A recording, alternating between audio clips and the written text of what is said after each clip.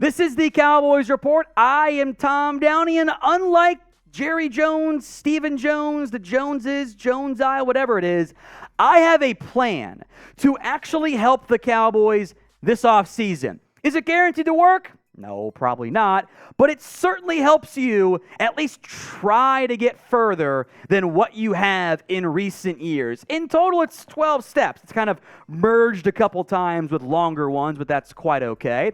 We're going to go from 1 to 12, kind of in order of the off-season, how I would do things here. At number 1, it's the first thing you have to do if you're the Dallas Cowboys in terms of roster moves. Create some salary cap space. That is essential for the Dallas Cowboys. That is step number 1. As things sit currently, you're actually over the salary cap. You have to free up a little bit of money. The good news is it's not that hard to do. The Cowboys can make a ton of space available by cutting guys like Ezekiel Elliott post-June 1st. Maybe Tyron Smith retires, $13.6 million. Jordan Lewis, $4.7. Those two numbers after June 1st to help you do some other things, hint, later on in the offseason. You can restructure Dak Prescott, Zach Martin, DeMarcus Lawrence as well. And with all those moves and a variety of other smaller ones, if you so choose to do, I have freed up $70 million. Now, I can't use all of that right away, but with a snap of my finger, I have more cap space in free agency to spend than I've had in a very long time. Now, we're going to keep you guys covered on everything going on around the Cowboys this offseason, so make sure you are subbed to the #1 most watched Cowboys Report or Cowboys YouTube channel out there. Free videos every single day, and at this point, multiple times per day. Hit that sub button right now. Number 2, and I wasn't sold on this one, but I'm going to get on board with it. Paying Tony Pollard, and I'll go a little bit more team-friendly. I think he'd maybe get on the open market. Here's my contract plan. 3 years, $30 million, most of that guaranteed. The cap hit, by the way, is $6 million this year because you back little like you do everything. He gets some assurances, some guaranteed money coming off of the injury. I'm not that worried about the broken leg, and oh, by the way, I get to have a speedy back with not that much mileage on it. So it might be a little on the low side.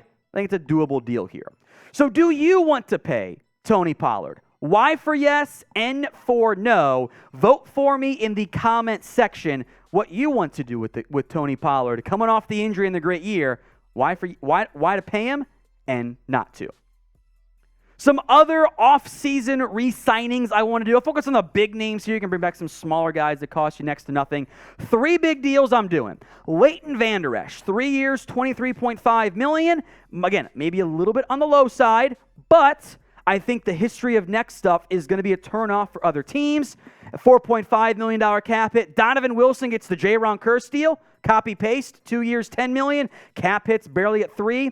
Terrence Steele could do a longer-term deal or ride with the first-round tender. It's probably about $6 million either way, cap hit-wise. So with all those moves, we'll round up, plus some, the minor moves here and there, to about $25 million in cap space gone. I can't get to the Zeke money yet. I can't get to the Tyron Smith money yet, but I still have upwards of $20 million to spend in free agency. That's a lot of spending money to make some splash moves in free agency. Now, I would do this. With the Cowboys front office, they might not. What is your confidence level in this Cowboys front office led by Jerry, Stephen Jones, and Will McClay as well? Get those votes in for me in the comment section. 1 on the low end, 10 on the high end. Let's get some new blood in here. No more signing a bunch of guys no one's heard of. First move, I'm going to sign a fast wide receiver. Couple names to consider. Maybe it's DJ Chark of the Lions. Maybe it's Mecole Hardman of the Chiefs. Paris Campbell, the Colts slot receiver. Darius Slayton played quite well for the Giants. Nelson Aguilar is older, coming off a down year. I don't think, maybe Slayton, I don't think a lot of those guys are going to command high-end, super big money. I would do for one of them, pick which one you want, but a 1-year, $3 million deal. Bit of a buy low. You can add some incentives that are not likely to be counted against the cap, and you bring something to this team that you don't really have right now. That's actual speed. You, especially outside of Tony Pollard, and Cavani Turpin's a gadget player, you don't have speed on this roster right now. The Cowboys Report is sponsored by Athletic Greens. I take AG1 by Athletic Greens literally every day. Get comprehensive and convenient daily nutrition at athleticgreens.com/chatsports. I gave AG1 a try because I want a better gut health, I want something that actually tastes great. Take AG1 in the morning, and it makes me feel prepared to take on my day. Once I got Baby Leva set up with her breakfast, I make my AG1. I don't feel the need for caffeine in the morning anymore, and I feel energized throughout the day. Plus, AG1 empowers the gut for whole body health. Covering my nutritional bases for the day literally couldn't be any easier. It's why I trust Athletic Greens. I mix one small scoop of AG1 with water and drink it first thing each morning. Done. I like that it costs less than $3 per day. It's pretty good if you ask me, as far as I'm concerned. It's a really effective daily habit with the highest quality sourced ingredients.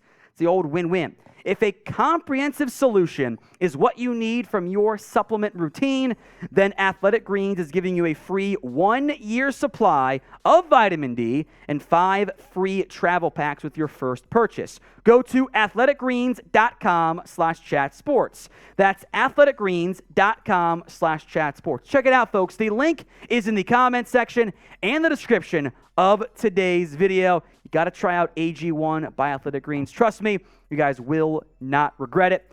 athleticgreens.com/chatsports.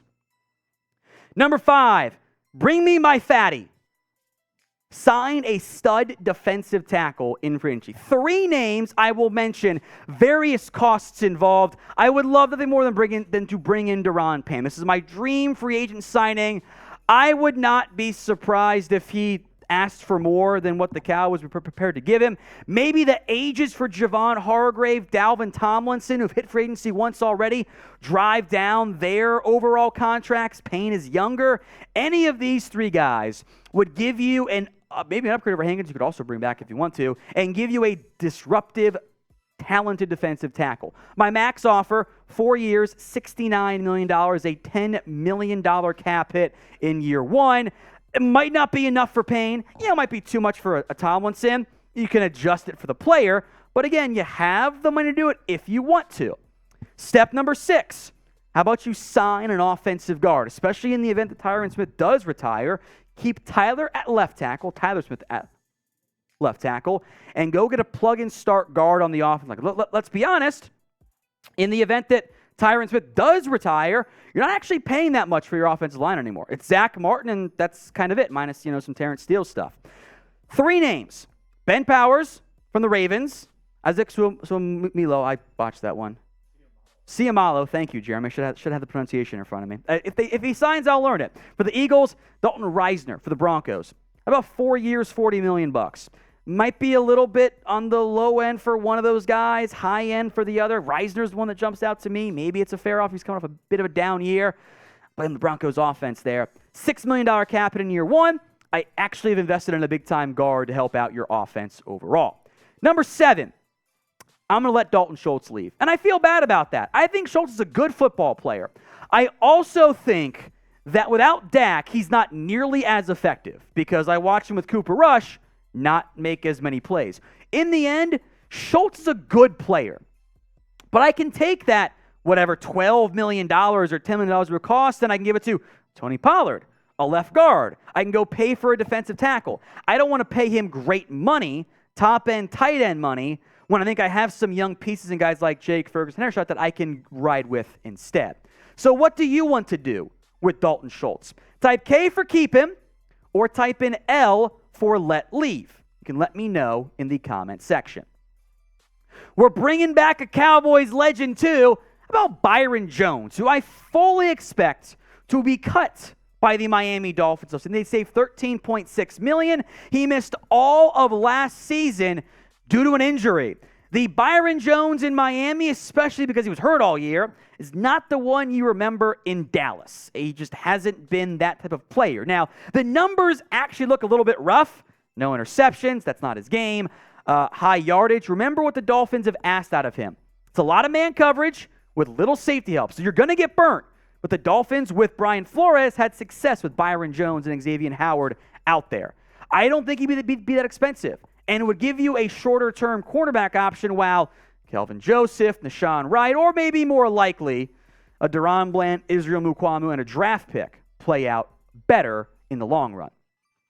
That's it for free agency. I filled needs at cornerback. I filled needs at offensive line, at wide receiver, at defensive tackle. I can now pretty much go best player available. I brought back Van Rush. I brought back Wilson. I can just take the best guy on the board, and maybe that's Bijan Robinson for you now. Maybe you feel better taking Bijan if you add a bunch of free agents down. Maybe it's another receiver, and then it becomes a one-year deal. You don't bring back the Hardman or whoever at wide out. Maybe Michael Mayer falls to you. Just go, okay, we'll take the good tight end. Maybe Broderick Jones is there, and then you can move on from Terrence Steele in a year if you want to. Maybe a DT like Brian Brzee falls to you. Maybe it's a cornerback, Porter, Witherspoon, Ringo. Maybe a safety falls to me and makes me happy in the end. It's a very long list of draft targets, and we broke that down more in depth for you guys on Sunday before the Kellen Moore news broke. Video looks like that, the thumbnail. I'll put it in the comment section and the description of today's show, but make sure you guys are subscribed so you don't miss out on anything in the future. That is some of the ideal options for me in terms of round one. Because I've been able to be aggressive in free agency, I can just go BPA throughout the draft. I don't have to pigeonhole myself into, well, I got to get a tackle. I got to get a defenseman. I can just go best overall. So you know what? Whether it's round one, day three, I can get me a back. I can add a receiver, a tight end, maybe multiple offensive linemen. If you want to go quarterback on day three, cool. Why not? I have the picks now. I can get a corner, another linebacker in case Damone Clark, Jabril Cox aren't it. Defensive line. I can now just add talent and not force myself to, I got to get this spot. That's why you should be a bit more aggressive in free agency.